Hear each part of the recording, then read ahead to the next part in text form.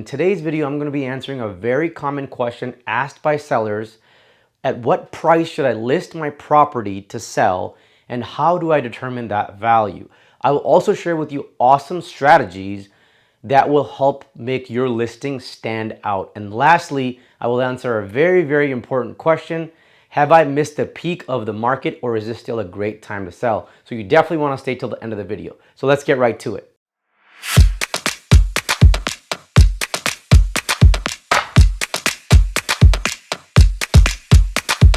So first thing first, let me answer the question of how can I determine the value of my property. You definitely want to work with a local professional, a local real estate agent that knows your market really well. And you want to find out from that agent what are the current market conditions. Let me say that again, current market conditions, because market is changing constantly. So you need to know your current market conditions to come up with the best strategy to price your home. And the agent will give you market comparables, which are apples to apples, homes that have sold in a very close proximity of your home, and tell you what your home is worth in that existing or current market. All right. So now let's get right to the board and understand, once you've got the value from your agent, how to come up with the right listing price strategy. So there are three ways that you can price your home to sell. Number one is lower than market value. Now, this has been a very common method, as you've seen in the last 2 years. The market value is like 1.2 million, but the home's listed at like $900,000. It pisses off a lot of people, I know, because if you're not qualified for that home and you're a first-time buyer and you don't know that the listing agent has intentionally done that, you're like, what the heck, man? I mean, I'm going to pay 1.2 million. I thought it was 900,000. The max I want to go up is 50K. So that can be a deceiving method, but it does bring a lot of eyes to your listing and can start a bidding process and a little bit of a buying frenzy. So this is a very common method, but it's common in a hyper competitive, crazy seller's market, and that's when it's the most effective. So that's what you've seen in the last 2 years, and even now you'll see some homes, depending on what area you're looking in, they'll still be listed lower than the market value. So that's number one. And like I mentioned to you, it's very common in a hyper competitive seller market. Number two, list the home at a fair market value. So if the market value is at 1.2 million, then maybe you want to list it at 1,050,000 or close to 1.2 million. Now, this is not such a popular method, or hasn't been a popular method in the last a year, 2 years, because most people have been listing it, depending on what market you're in, at lower than market value. But this is a great method when a market is sort of shifting, like what you're seeing now, depending on where you are in this country, where it's not going into completely buyer's market, but it's kind of shifting sort of a little bit towards an equilibrium, or trying to get there because there's more inventory on the market. So this may be a common method that you'll start to see now, where people are listing homes at fair market value. And if I was listing a home in this market, I will list it closer to the fair market value. So I would use number two in this market. We'll get into that in detail as the video progresses. Number three is over market value. I would never do that. And the reason why I'm going to say that, I'm going to tell you why, is because when you list it over market value, most people are working with professional agents, or if they're first-time buyers, especially buyers in today's time, there's the internet. People know what the value of your home is. People are researching, looking online. Most buyers right now are very, very informed. May that be they're working with a professional, or they may be working with someone that's not a professional, but they know their numbers, right? So if you list it above market value, you'll first of all get less eyes on that property, because people are like, well, this is overly priced. They may not want to come check out your property. And then what ends up happening is you have to lower your price, and then everyone's going to see that there's been a price cut, and that can be a ding or a negative on your listing, because a lot of buyers, they have this psychology. They might think, hey, the listing's been on for X amount of days, it hasn't sold, and they've done a price cut. Well, maybe something's wrong with the property. So in that situation, in some cases, instead of you commanding like fair market value, you may even get offers that are lower than market value, because people may think that your home is not fairly priced and may not want to put a fair market value offer on your property. So these two methods are the popular methods that I would employ when I'm taking listings, okay? Next, I want to go over strategies that you can use in today's market, which is sort of shifting now where there's more inventory on the market. It's still a seller's market depending on where you are in this country. In some areas, it may have sort of shifted already closer to a buyer's market, but in the areas that I'm going to discuss today here, particularly in the Bay Area, East Bay Area, it's still a seller's market. So these strategies will help your listing stand out. So number one, you want to stage your home. And you probably heard this a lot from your listing agents or from watching other videos, and it may sound like a cliche, but this point really, really helps because when buyers walk in, most buyers are not really good at visualizing how the home is going to be once they buy it.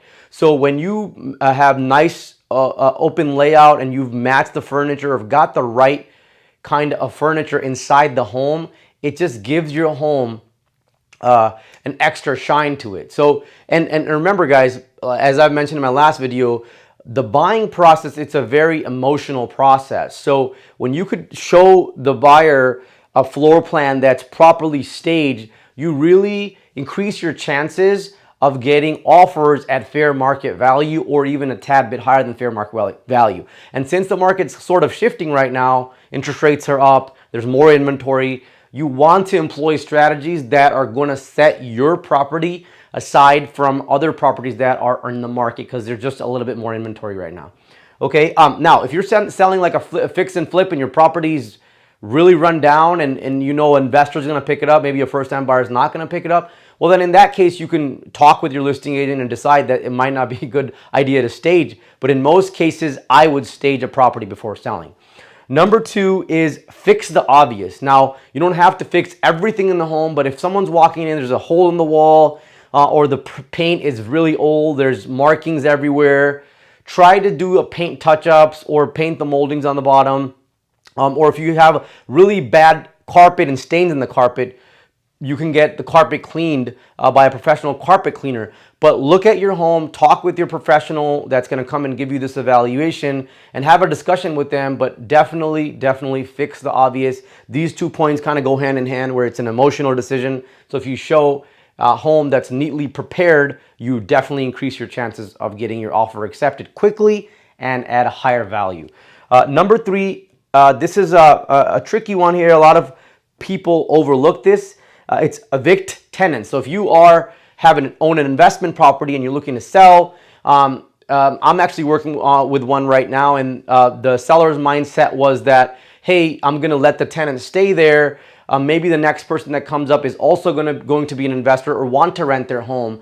That can be a misconception because the large buyer pool, if you looked at the statistics, most of them are first-time buyers and they don't have experience in owning a home or owning investment properties. So when they see a tenant in there already, it sometimes can throw them off a little bit because now they're thinking, oh, they have to evict the tenant.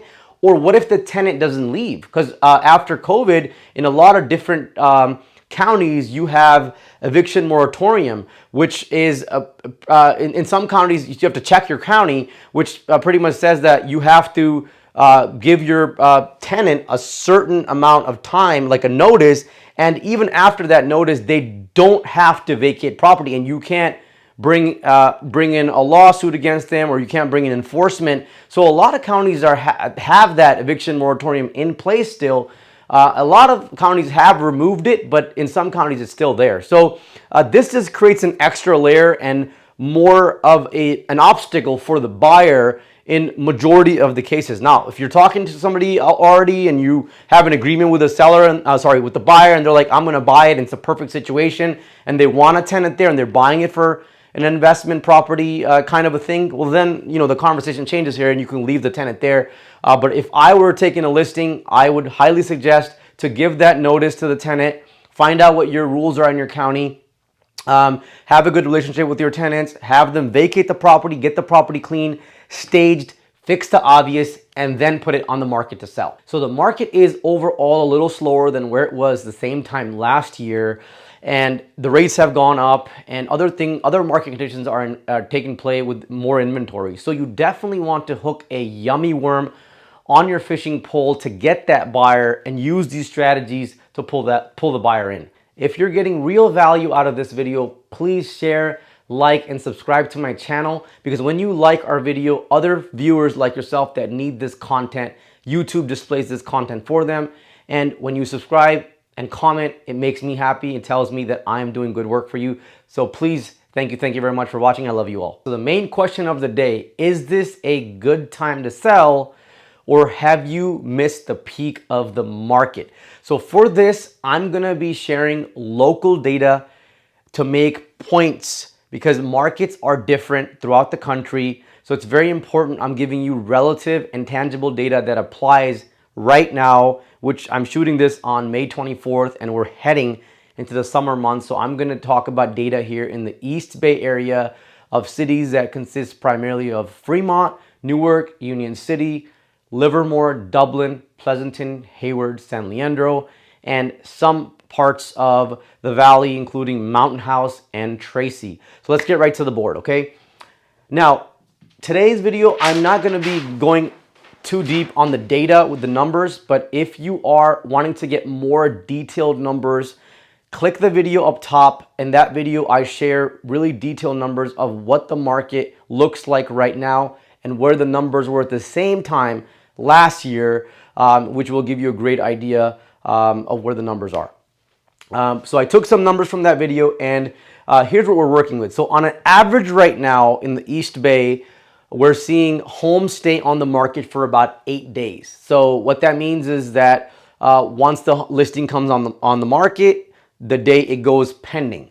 So it's about 8 days, which is very competitive still, and it's about the same days that we saw the same time in 2021, and this is after the rates have already taken a hike. So the market has adjusted a little bit, but these are the numbers, active numbers from the month of April 2022. So days on market, 8 days. So number two, we have average 25% year over year appreciation. So when we're comparing this to April 21 data here in the East Bay to April 22 of this year, and there was a 25% appreciation. Now, I did mention earlier that we're starting to see more inventory compared to where we were last year. So a little more active listings available around the same time than last year. So it's very important that you use the right strategies and price your home right, because it's still a seller's market in this area that I'm talking about, but depending on what the market conditions are, where your property is located, and what type of property you are selling will give you the best idea of how to price it, because there are some areas that are seeing and experiencing more days on market, closer to 15 days on or 18 days on market, and also, well, not depreciation, we're not seeing that yet, but more negotiation and price negotiations as well, where properties are selling a tad bit lower than list price. That's all I have for today, guys. If you are selling your property and you know you're going to have some capital gains, which means you're going to profit from your property, you may be liable to pay taxes. So check out this video to understand capital gain taxes. Thank you for watching. This is Karan saying with Optimal Homes. Until next time.